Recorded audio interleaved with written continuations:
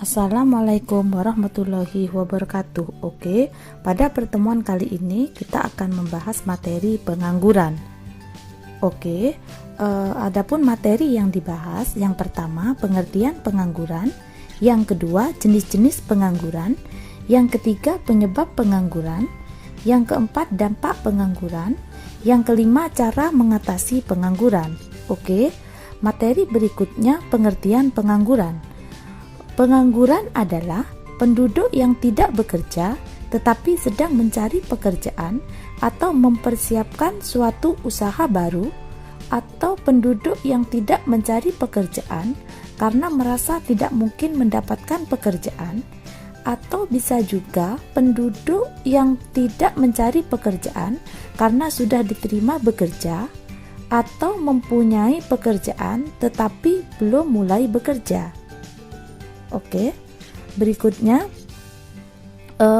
pengangguran berdasarkan penyebabnya. Yang pertama, pengangguran struktural, pengangguran yang terjadi karena terdapat perubahan struktur kehidupan masyarakat, misalnya dari agraris menjadi industri. Yang kedua, pengangguran konjunktur, pengangguran yang berkaitan dengan turunnya kegiatan perekonomian suatu negara. Yang ketiga, pengangguran friksional, pengangguran yang terjadi karena penawaran tenaga kerja lebih banyak daripada permintaan tenaga kerja. Yang keempat, pengangguran musiman, pengangguran yang biasanya terjadi pada sektor pertanian, misalnya di musim paceklik. Yang kelima, pengangguran teknologi, pengangguran karena adanya pergantian tenaga manusia dengan tenaga mesin. Yang keenam, pengangguran voluntari, pengangguran yang terjadi karena seseorang yang sebenarnya masih mampu bekerja tetapi secara sukarela tidak mau bekerja. Oke, berikutnya pengangguran berdasarkan sifatnya. Yang pertama, pengangguran terbuka, meliputi seluruh angkatan kerja yang mencari pekerjaan, baik yang mencari pekerjaan pertama kali maupun yang pernah bekerja sebelumnya. Yang kedua, setengah menganggur, orang yang pekerjaannya kurang dari 35 jam per minggu. Yang ketiga, pengangguran terselubung. Pengangguran ini terjadi ketika ada tenaga kerja yang tidak bekerja dengan maksimal. Berikutnya, penyebab pengangguran.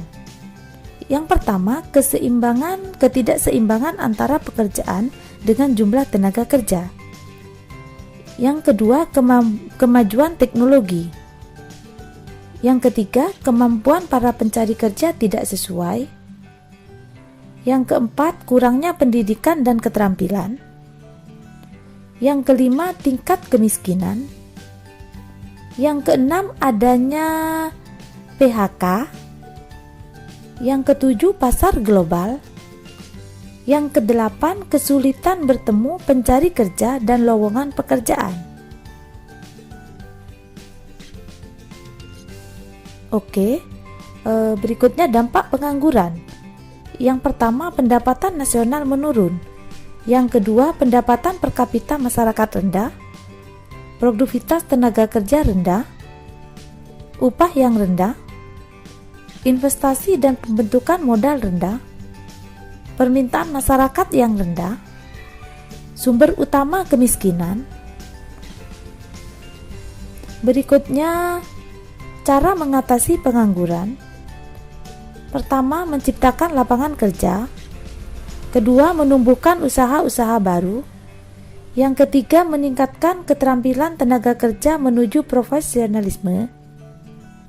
Yang keempat, meningkatkan kualitas tenaga kerja sesuai dengan tuntutan dunia industri dan dunia usaha. Yang kelima, membangun pembangunan nasional dan kebijakan ekonomi makro yang bertumpu pada sinkronisasi kebijakan fiskal dan moneter. Terima kasih. Kita bertemu pada pertemuan berikutnya. Wassalamualaikum warahmatullahi wabarakatuh.